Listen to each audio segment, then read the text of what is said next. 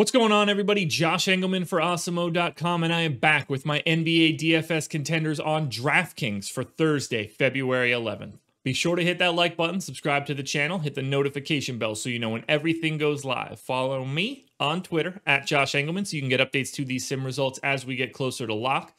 Finally, let me know in the comments section who are your favorite options on Draftkings for tonight's slate.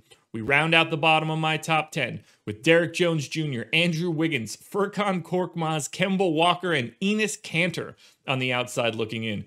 Who will be my favorites? My top 5 plays for today's slate? Time to find out. Coming in number 5, no-brainer here, center NIKOLA VUCEVIC, 9,400, projected for 52.4. The goal is 54.9. He hits that goal 39% of the time. He's in the optimal lineup 24% of the time. Everything is going his way. And if there's no Cole Anthony and Evan Fournier tonight, both guys questionable, this could get even bigger. 35 minutes, 32% usage, 27, 13, and 4 as a baseline projection. We're talking about a 1.5 fantasy point per minute guy when there's no Fultz, no Aaron Gordon, no Michael Carter-Williams, and we're getting a monstrous pace-up spot against Golden State. Orlando gaining 2.7 possessions over their average. There's so much to say about Vooch. It's taking my breath away. He's number 5 because he's 9,400 and he's only center eligible, and it makes the fit a little bit difficult, but there's no way to avoid him here. This spot is perfect, particularly against a Golden State team that doesn't really have a legitimate center. There is no James Wiseman. There is no Kevon Looney. Marquise Chris has been out for ages. Draymond Green's a fantastic defender, but Vooch has quite a bit of size on him. We'll see how that shakes out. Draymond, obviously solid, can follow him out to the perimeter, but this could be a big day for Vooch, particularly on the defensive glass. So if the shots aren't falling for Golden State, Vooch could be in for a really big number. I wouldn't be shocked to see, 15, 16 rebounds, and the scoring's going to be there one way or the other. Next up, number 4, we're going to DAMIAN LILLARD, point guard eligibility, 9,800, projected for 53. He's in the optimal lineup 25% of the time, and I don't think that I have too much to say about Dame. Love paying up for him here. 37 minutes, 33% usage, 29 and 10 as a baseline. Basically like a 1.45 fantasy point per minute guy when no CJ, no Yusuf Nurkic. It's a mild pace up spot against Philly. They gain about 2 possessions over their average. And we've seen Philly get roasted by Damian Lillard's style over and over again over the past few years, and by guys that are not nearly as good as Damian Lillard. So I have no issue whatsoever paying 9,800 for a ball-dominant guard in a pace-up spot that's going to play 37 minutes.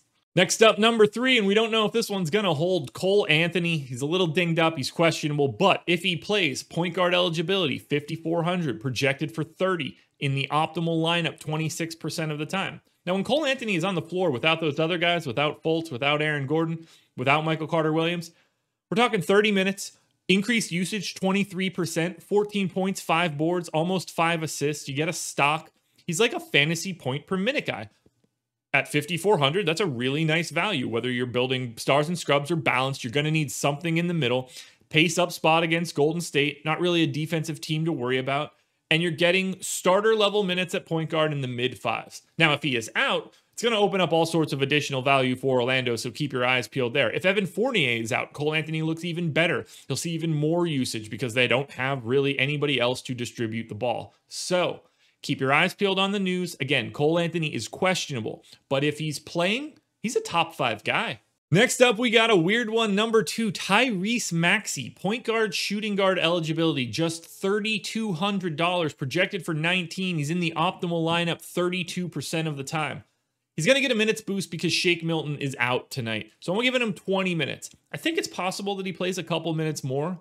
This seems to be like the floor as far as I'm concerned. Above average usage, 22%. It's like a 0.97 fantasy point per minute guy, 11 points, 2.5 rebounds, 2.5 assists, a stock.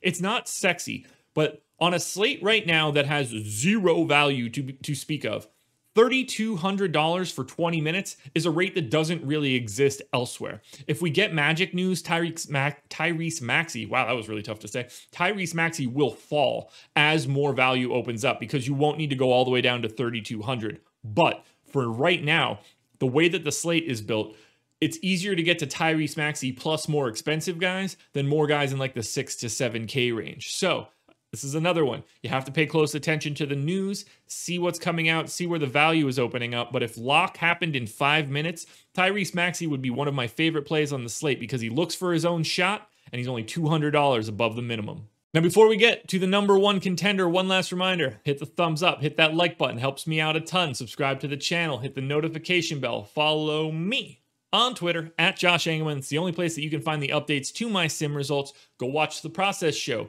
every single weekday, Monday through Friday, 6:30 a.m. It's me going through every single rotation, changing minutes, changing usage, changing rebound rates, etc. You can see how my personal sausage gets made. Finally, jump into that comment section and let me know who your favorite contenders are for today. And at #1, point guard eligibility, 7,100 for John Wall, projected for 40.2 fantasy points. The goal is 47. He's in the optimal lineup 32% of the time, 33 minutes, 32% usage, 23 points, 6 assists, 4 boards, 1.22 fantasy points per minute. Tough spot against Miami, bit of a pace down spot. You know, a team that's solid but unspectacular so far this season, a little dinged up as well. I like this spot for John Wall just because he's 7,100 and he's going to dominate the ball. He's had north of 30% usage even with Victor Oladipo and James Harden around. No Christian Wood obviously tonight. It's going to be Cousins instead.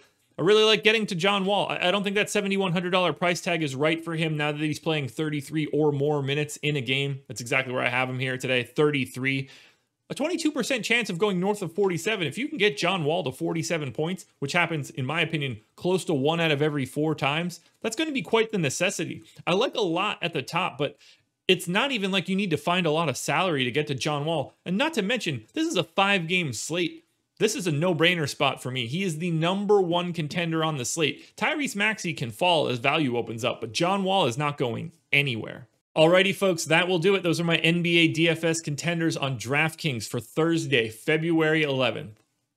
I'm on everything tonight. Strategy show, process show, NBA Live before lock. You cannot get rid of me. Stay tuned for all of it. Go watch the FanDuel video that's around here somewhere, and then join me again tomorrow morning for the final edition this week of the Contenders. Good luck tonight, everybody.